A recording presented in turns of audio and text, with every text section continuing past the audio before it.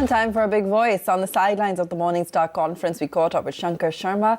Given the churn in markets, he believes diversification should be a prudent strategy, and the ongoing correction has come after a strong multi-year upmove.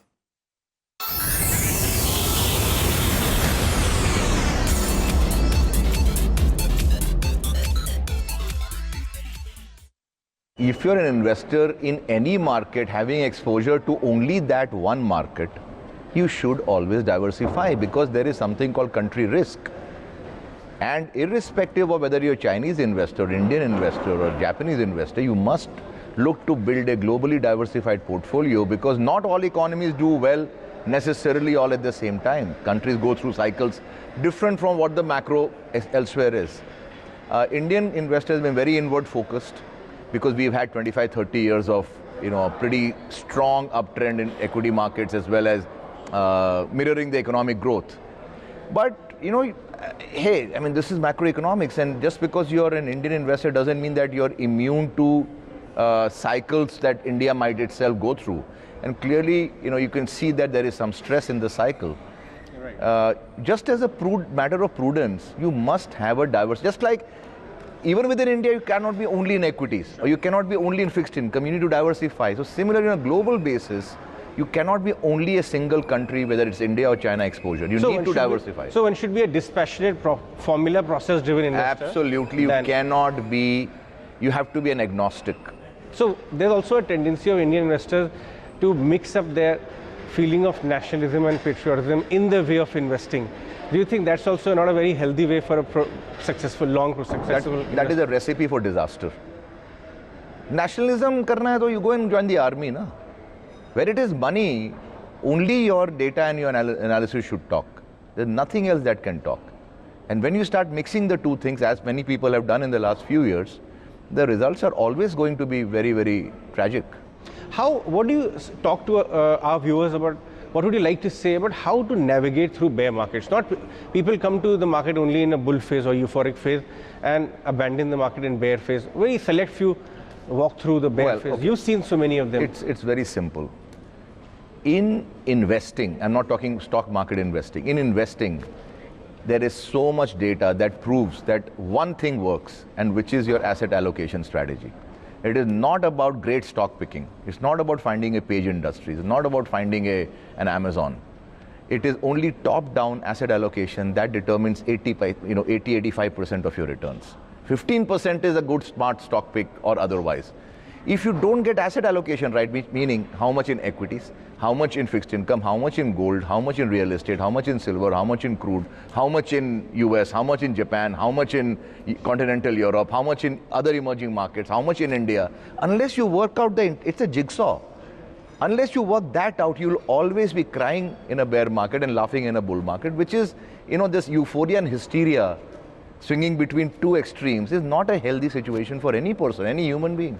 You also somebody who analyzes the geopolitical environment also very closely, and in the last 24 hours, a sudden development has happened in Saudi, which Indian markets are again taking it on the chin because of our dependence on oil. How do you see these repercussions of this, and how do you analyze this event of Saudi attack? Again, if you were globally diversified, like I am, I don't really care beyond a point. But if you're only India-centric investor, India we know is very vulnerable to an oil bull market. So if I have a situation like this, you're suddenly finding that all bets are off. Current account is off, currency is off. Where do you go? It's those kind of moments that a diversification strategy, which is asset allocation across the world, that helps you. But is there a risk of this blowing up into a much more than what it appears, just an ordinary stray attack, or a much more...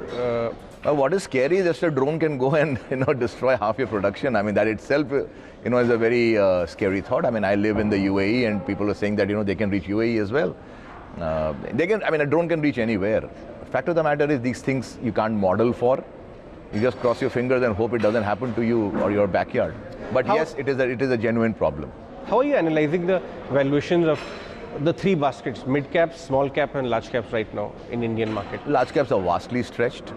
I don't see any earnings growth. You're I think close to 0% or plus 2% or something. You could look at a earnings contraction as well. That you cannot say that. Remember one more thing. Indian investors always assume growth. Growth is not a birthright. It's not a birthright. Turkey has not had growth for many years. It has had great growth in some years. Russia has oscillated between growth and contraction. So has Brazil. So has Indonesia. What makes you think you belong to a different planet? We are never immune to those things. We should start thinking realistically. So you could look at an earnings contraction. I wouldn't be surprised. How about mid-cap and small-cap valuations now? I don't look at mid-cap and small caps as an aggregate basket. I never have. I just look at bottom-up stocks because they don't belong to an index category. Large caps, you know, there's big banks, or there is an auto, or there is a cement, or there's a steel. But small caps are very individual plays. You pick them right from the bottom. So I don't want to make a call on valuation of a aggregate basket of small cap stock. But is it time yet to go shopping, go stock picking? Of course, I mean, any time is a good time to buy, any time is a good time to sell, because in any time in the market, there's always a bull market in something and there is a bear market in something. How are you analyzing the steps taken by the government in the last couple of weeks to arrest the downfall? Because just yesterday we were talking to RBI governor and they did acknowledge that the first quarter GDP reading was a bit of a surprise to him. No, I think the government is taking steps, and we are all hopeful that it will. I mean, don't expect a miracle from these steps to happen from tomorrow. These always take some time to percolate into a large economy like India. But at least something is being done. I hope, they also consider things like bringing back inflation, because to my mind, unless you bring that back, you're not going to get earnings growth, because earnings growth is always nominal. Pricing power and it's only nominal growth. When you kill inflation, you kill earnings growth. It's very simple. But what about the argument of bringing the cost of capital down, which will help the corporate India, and that's why attack on the interest rate which are being... No, that's fine. I'm not saying it is an either or. I'm saying it's both. You need to fire... Look, you're facing a significant crisis. You need to have multiple bullets being fired. You can't just say, I'll do only interest rate cuts, but I will not do the currency, or I will not do something to the inflation. You've seen growth collapse in India before as well in earlier cycles. How significant is this one, and how prolonged could it be in your view? We're already 1.5 years into it. This is the worst I've seen. I mean, 91 was very, very, very bad. Obviously, India was the brink of bankruptcy. We are not there, not even close. But in terms of earnings cycle, business cycle, company chatter, if you talk to them, I've never seen. And 2008 in your 30 years of Indian market experience, you've never seen this kind of growth collapse. 2008 was a walk in the park compared to the kind of cuts in companies' forecasts that we are seeing now. And you do interact with a lot of businessmen across we do that every size of companies and sectors. What's the feedback on the ground? Oh, you're looking at a contraction. It's not growth anymore. You're happy to just contract 10%. I mean, that's what you're looking at. Right. So what's the mantra you would leave our viewers with? How to walk through this or somehow grapple? Like I said, there's always a bull market somewhere. There's always a bear market somewhere. Get your asset allocation right and you'll ride this out.